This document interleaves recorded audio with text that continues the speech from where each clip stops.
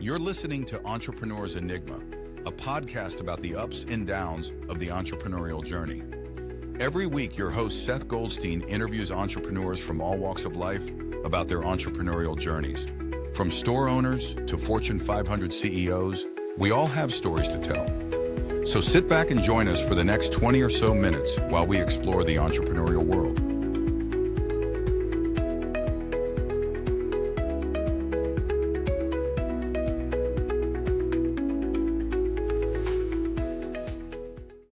Hey, everybody. Welcome to another edition of the Entrepreneur's Enigma podcast. I am, as always, your host, Seth, with Podcast Mastery and Goldstein Media. Today, I have Guy Dunn. He is a Renaissance man. This guy has done so much stuff in his young life. I'm calling him young. He looks great. I mean, we'll go with that. This is what 65 is supposed to look like. Absolutely. 65? You don't look 65. Come on now, man. Guy Dunn is a serial entrepreneur, technology innovator, and recognized networking expert based in the Philly area.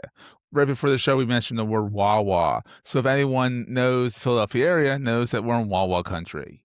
Think Buc-ee's, only better. Mm-hmm. For the rest of the world knows Buc-ee's. We don't have a Buc-ee's. Way better than Sheetz. We'll go with it. So anyhow, Guy has built his career on fundamental business principles Guy has built his career on fundamental principle that a strong relationship are the foundation for business success. So it's all about the relationship building, all about networking, getting to know each other, and then building a business upon that. As the creator of Roof Track 360, a comprehensive platform revolutionizing customer acquisition systems for roofing companies, and Trust Looper, an innovative trust building platform for businesses, Guy has proven his ability to innovate, identify markets, and keep developing technology solutions on top of that. So you can read the rest of the bio in the show notes because it's a long one, but it's worthwhile. Very smart guy here. No pun intended. Unfortunately, with a name like Guy, you're going to get puns. Anyhow, Guy, how you doing, buddy? We just survived the snowstorm. I am doing great, good. man. That's It's awesome, a pleasure to be able to sit and talk with you. Life is good. Yeah. So yeah, man, I'm here. Exactly. So we met on LinkedIn, I think. I think you reached out to me or I reached out to you. I don't know. Somehow we met each other. I think it was LinkedIn. I saw you and I saw what you did, and I was like, oh man, I need a great podcast guy to teach me how to be better. Because I have my podcast and I'm just trying to follow in your footsteps. Oh, I thank you, sir. I feel honored. So Guy, how did you get this whole thing started? Looking at your bio here, you've been a CFO, a director of business development, a COO, a C this, a C that, and then also an entrepreneur. So how did this all get started?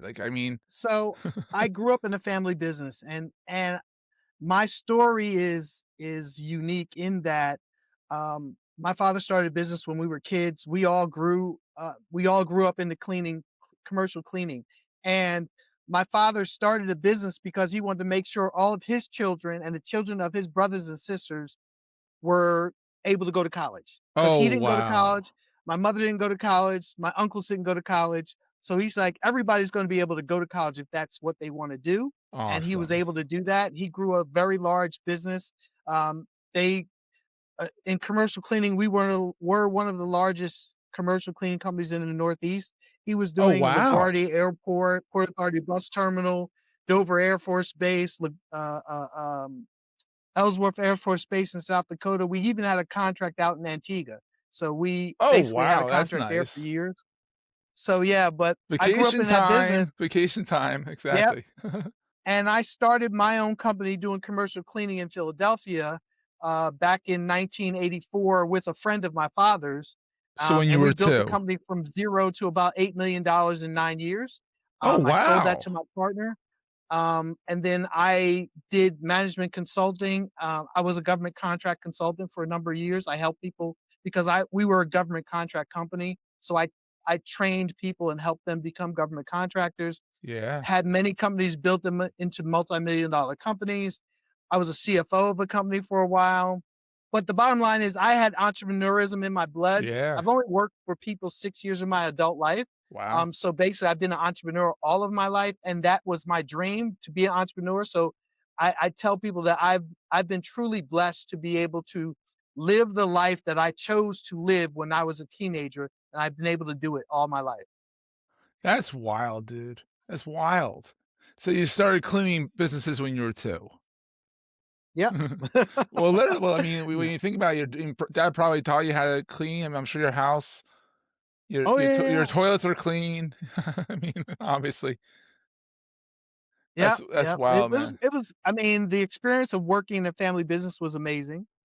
And But I'm sure trying at times because you have your brothers and sisters with you, and you're poking fun at each other, and you're like, "Oh my god, I can't escape." We're gonna take a quick break, hear from our sponsors, and get right back to the show. This. no, but I mean, you know what? The thing about it is though, we were all hard workers, Mhm. and one this the thing that my father used to say is, "Listen, I'm not gonna pay you an allowance, I'm gonna allow you to work. As long as you're allowed to work, you'll never be broke." Love that, man. I love that. I love the whole mentality. So he really instilled that in you in an early age. Listen, man, I get up at 4 o'clock every morning because I got stuff to do. I usually do more than most people do by 9 o'clock. By Man, by 9 o'clock in the morning, I've done more than most people do in a full day. wow. And then you go out to Wawa. Yeah, and then I go out I have to bring my wife coffee every morning, so I have to go to Wawa. Oh, that's sweet. Happy Yeah, wife, happy life. this is listen, 25 years this year, so it's a blessing. Bravo. I mean, and And especially my wife retires, so we're like about to live a whole 'nother life, you know? oh, that's awesome. Because you with your entrepreneurship, you can go anywhere with it. You Exactly. literally Well, as long as you have a we laptop. travel already. My wife and I, we actually host a tour of Ghana every year. Oh, wow, that's all. Oh, that's all. Every summer, with this will be our 5th year doing that. So we Ghana's just in do Africa, amazing things. not in South America, right? Ghana, Africa, Africa, because yes. I know West that Africa. there's a country in Guyana is in Guyana. There you go. Yeah, I know there's something down in South America that sounded African, but isn't African, but is African, but isn't African, that kind of thing. So, yep, you're going to Ghana, not Guyana. yes. I got you. Very cool. Very cool. And then that's on the west coast It of. is west coast of Africa, right? Just a quick tidbit of Ghana, it is the first African country that was independent from colonizers in the world, Oh wow! But and that was back in only 60 years ago. oh wow, says a lot. Yeah, It exactly. does say a lot. It says a lot right there, and especially since Liberia, which is not Liberia. That's the Well, Liberia, but they weren't colonized, so that's the difference. Oh, West Africa was the first colonized country in Africa that got gained their independence. Liberia was formed by from Americans who were sent to Liberia from here and basically to start a new country, but they weren't colonized. all right. So you don't give them credit for anything. Well, Exactly, exactly. So you do a pilgrimage of sorts to Ghana every yes, summer, a tour group, which is fun. I'm sure you know your way around the country. for sure. Yeah, we do an amazing tour too. Oh, that sounds I wanna get to Africa one of these days. I hear it's an Come amazing on, country. man, you can come with us. We're going in August. Just hop on, get a ticket. We'll come. Absolutely, it sounds fun. A little far, but So anyhow, so you've done the entrepreneur thing. Yes, you have, joined the companies that you believe in and done stuff for the quote unquote man, but you were generally high up, so you were only reporting to the man. You're kind of helping the man. I Help. was the principal. I was every company I worked for, I was either first or second in There you charge, go. or I was a consultant for them. Yeah, there you go. So you're all kind of in control of your destiny, which is really cool. So what's the best thing about being an entrepreneur in your mind?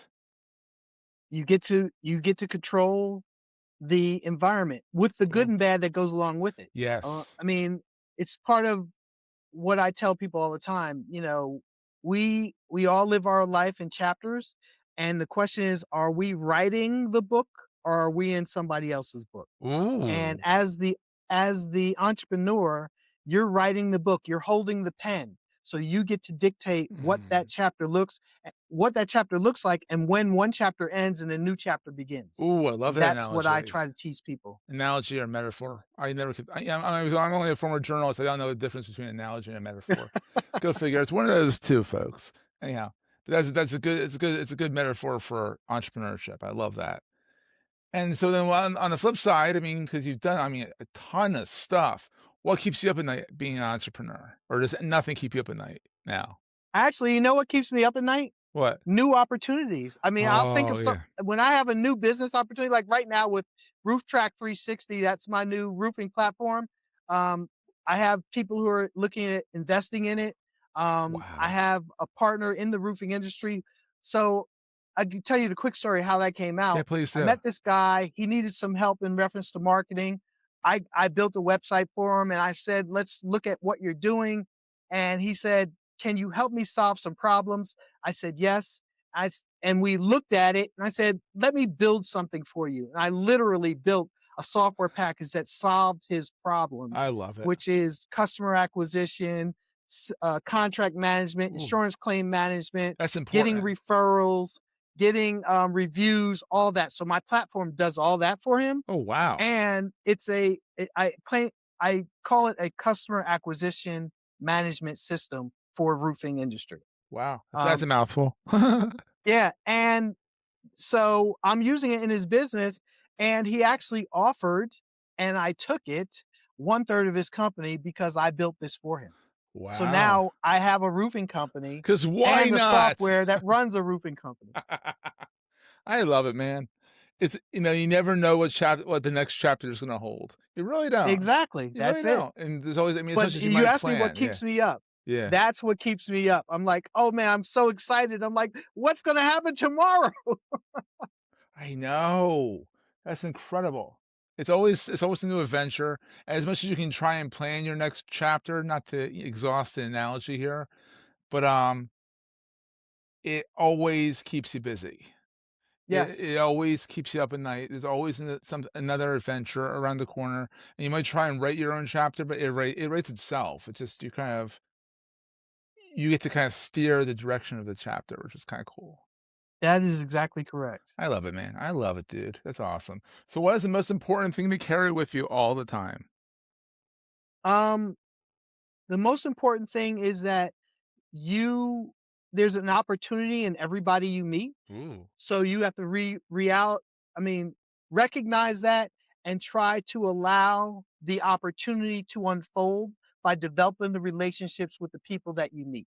That's I always do that. I'm always trying to find, okay, and I do that by saying, how can I help you? love So it. it's always me helping somebody and hoping that eventually either they reciprocate or I've been able to change their lives for better. Oh, I love that because that's what it's all about the relationship, and then that's what people don't realize is that Well, it's that's why I yeah, write the books on networking because that's what I believe. I believe that the network is your net worth, and that's the name of my podcast, Network to Net Worth. love And it. I talk about the stories because everybody has a story of Hmm. somebody who helped them get to where they are. Oh, absolutely. If they didn't, then they don't exist because everyone's helped somebody out, or Yep. giving them a spark of inspiration at least, which is really cool. So, where is the best place for people to find you? I mean, I know you probably hang out on LinkedIn quite a bit because that's where we found each other. But Well, they could find me on LinkedIn, yes, obviously. Guy Dunn on LinkedIn. I'm easy to find. Guy Dunn with But two N's, also I have my two N's. yes, 2 N's, Dunn.